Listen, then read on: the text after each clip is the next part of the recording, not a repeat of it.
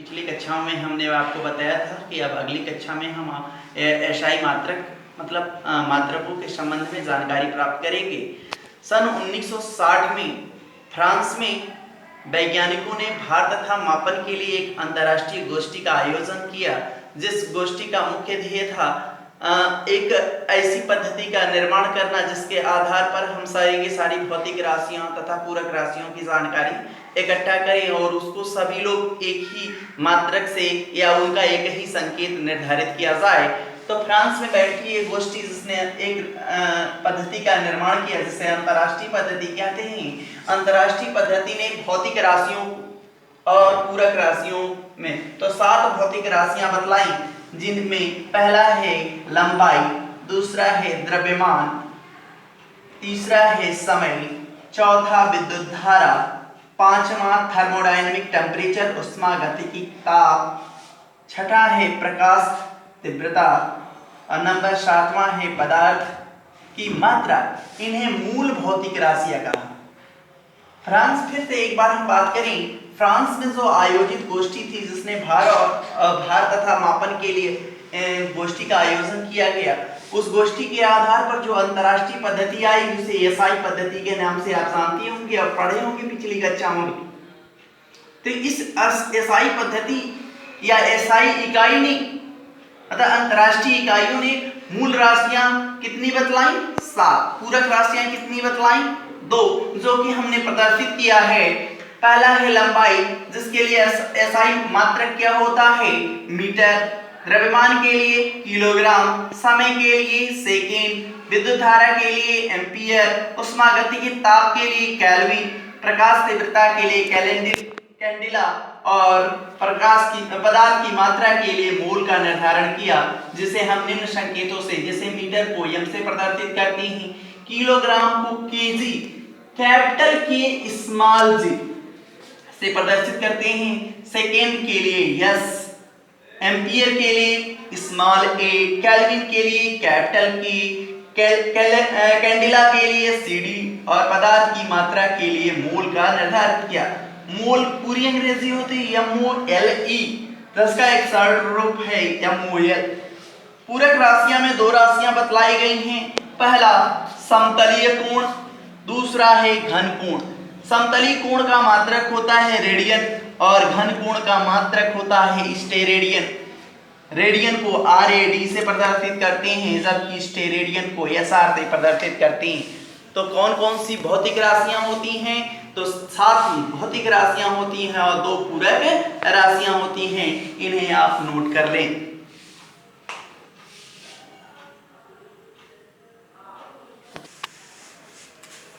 इसके बाद हम एसआई पद्धति में प्रयुक्त पूर्वलग्न जैसे कि लिखा गया हो 1 नैनोमीटर बराबर कितने मीटर, तो हम नहीं जानते। तो इसको जानने के लिए एक चार्ट हमने दिया है कि 1 नैनोमीटर बराबर 10⁻⁹ मीटर होता है। कैसे पता करेंगे या कैसे पता करेंगे? तो देखें, कुछ मात्रक दिए गए हैं जो मीटर के लिए आप पहले कक्षा 6 में ही पढ़ा होगा, kilo, hecto, decametre, deci, centi, millimetre. केवल आपने इतना ही पढ़ा होगा। अब इसके अलावा भी कुछ पॉइंट्स पढ़ने होंगे जो कि क्योंकि आप जानते हैं कि रसायन विज्ञान में बहुत सूक्ष्म कणों का अध्ययन करना होता है, मतलब सूक्ष्म द्रव्यमान का अध्ययन करना होता है या बहुत सारे सूक्ष्म कणों का अध्ययन या परमाणु का अध्ययन करना होता है। तो हमने कितने कणों को अध्ययन करना होगा, उसके अंतर्गत कितने छोटे छोटे पार्टिकल्स आएंगे, उनको कितने मात्रक से प्रदर्शित किया जाएगा, उस पर भी फोकस करें। एक्सा को कैपिटल ई से प्रदर्शित करते हैं, पेटा को कैपिटल पी, टेट्रा को कैपिटल टी, गीगा को कैपिटल जी, मेगा को कैपिटल एम, किलो को स्मॉल के, हेक्टो को स्मॉल एच, डेका को DA, डेसी को D, सेंटी को C, मिली को M, माइक्रो को म्यू, नैनो को N, पिको को P, फेम्टो को स्मॉल f और अट्टो को स्मॉल a से प्रदर्शित किया जाता है। और इतना ही नहीं, हम इनको मीटर के संज्ञा में ले जाएं, हम मीटर के लिए चलते हैं। हम मीटर में चलें तो 1 एक्सामीटर बराबर एक एक्सामीटर बराबर कितने मीटर? तो 10 टू पावर 18 मीटर। तो स्मॉल एम लिख दिया जाएगा। एक पेटामीटर बराबर कितना मीटर? तो 10 के घाते 15 मीटर। एक टेट्रामीटर बराबर कितना मीटर? तो 10 के घाते 12 मीटर। एक गीगामीटर बराबर कितने मीटर? तो 10 के घाते 9 मीटर। इतना बहुत इंपॉर्टेंट नहीं है, इसके बाद हमें केमिस्ट्री के सेंस में चलना होगा। एक मेगामीटर बराबर 10 के घाते 6 मीटर। एक किलोमीटर जैसा कि आप जानते होंगे, एक किलोमीटर में 1000 मीटर होती हैं। तो हमने कल लिखने का ढंग बतलाया था, उसको कैसे लिखा जाता है? 10 के घाते 3 मीटर। एक हेक्टोमीटर बराबर 10 के घाते 2 मीटर। एक डेकामीटर बराबर 10 मीटर। एक डेसीमीटर बराबर 10 के घाते -1 मीटर। एक सेंटीमीटर बराबर 10 के घाते -2 मीटर। एक मिलीमीटर बराबर 10 के घाते -3 मीटर। एक माइक्रोमीटर या एक म्यू बराबर कितने मीटर? तो 10 के घाते -6 मीटर। एक नैनोमीटर बराबर 10 के घाते 9 मीटर, जैसा कि हमने वहां बताया। एक पिकोमीटर बराबर 10 के घाते 12 मीटर। देख रहे होंगे सब में 3 का ही अंतर है, इनके अलावा इनको छोड़ दिया गया है। हमने kilo, hecto, decametre, deci, centi, millimetre के लिए हमने एक ट्रिक बतलाया। इसके बाद ऊपर भी जाएंगे तो 3-3 की बढ़ोतरी, और नीचे भी आएंगे तो 3-3 की बढ़ोतरी। एक नैनोमीटर बराबर 10 के घाते 9 मीटर बतलाया होगा। एक पिकोमीटर बराबर 10 के घाते 12 मीटर बतलाया। एक फेम्टोमीटर बराबर 10 के घाते 15 मीटर बतलाया। और एक आटो बराबर 10 के घाते 18 मीटर बतलाया।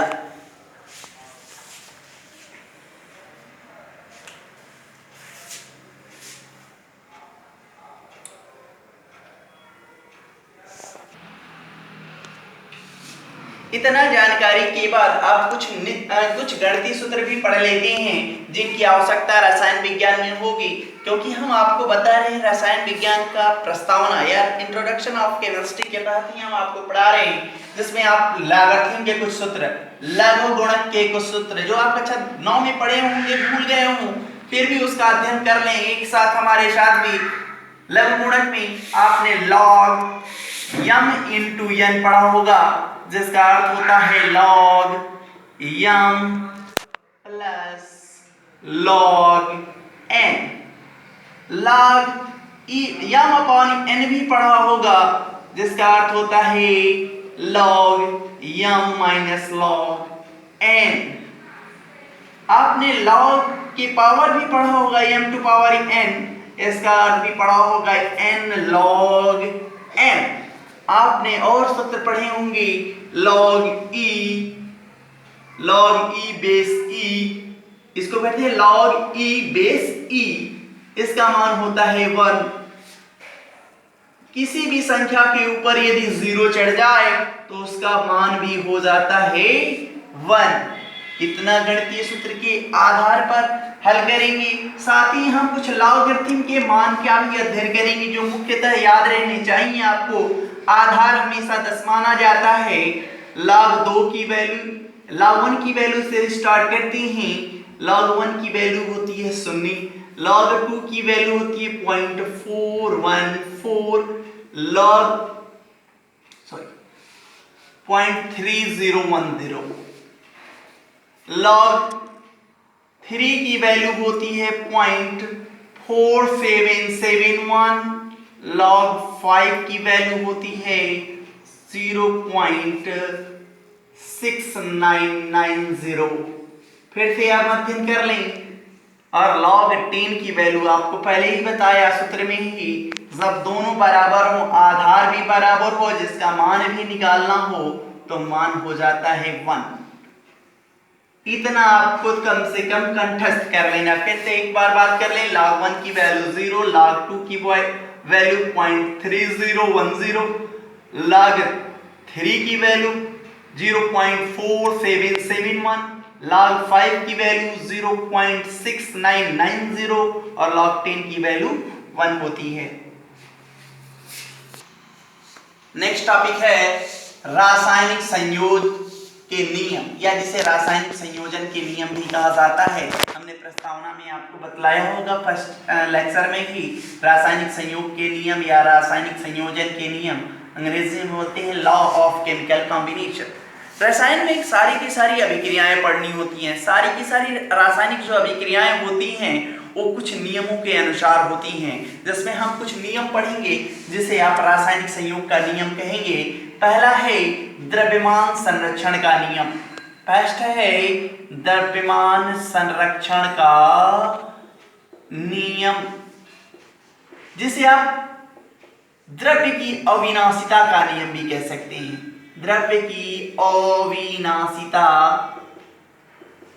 का नियम भी कहते हैं।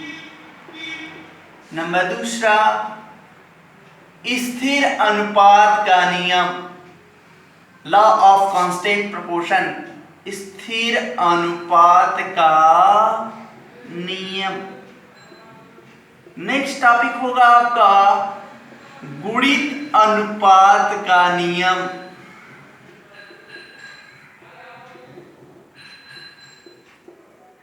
नंबर चौथा होगा व्युत्क्रम अनुपात का नियम, व्युत्क्रम अनुपात का नियम। नंबर पांचवा होगा गैलुशॉक का नियम, गैलुशॉक का नियम। इसमें से बहुत इंपॉर्टेंट टॉपिक्स हैं, जैसे कि परीक्षा के पॉइंट ऑफ व्यू से द्रव्यमान संरक्षण का नियम, स्थिर अनुपात का नियम, गुणित अनुपात का नियम, व्युत्क्रम अनुपात का नियम या गैलुशॉक का नियम पूछा जा सकता है। तो इसे लॉ ऑफ मास कंजर्वेशन को हम अध्ययन करते हैं, लॉ ऑफ मास कंजर्वेशन। पहला नियम है रासायनिक संयोग का नियम, जिसमें पहला आप टॉपिक पढ़ेंगे द्रव्यमान संरक्षण का नियम या द्रव्य की अविनाशिता का नियम।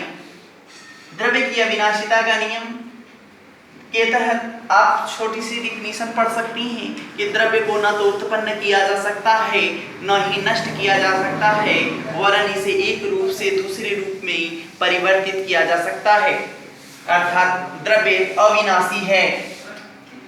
और इस नियम को इस रूप में भी परिभाषित किया जा सकता है कि भौतिक या रासायनिक परिवर्तन के फलस्वरूप प्राप्त उत्पादों का कुल द्रव्यमान सदैव अभिकारी पदार्थों के कुल द्रव्यमान के बराबर होता है, अर्थात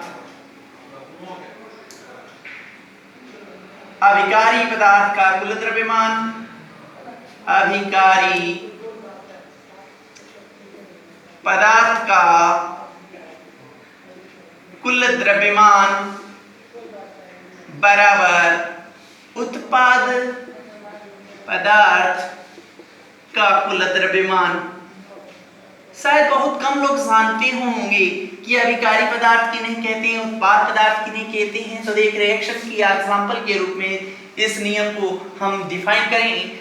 माना कैल्शियम कार्बोनेट, जिसे खड़िया कहती है, चूने का पत्थर कहते हैं, या रासायनिक नाम कैल्शियम कार्बोनेट, रासायनिक नाम है कैल्शियम कार्बोनेट और ऐसे जानते हैं चूने का पत्थर। इसको गर्म करने पर कैल्शियम ऑक्साइड बनता है तथा कार्बन डाइऑक्साइड गैस निकलती है।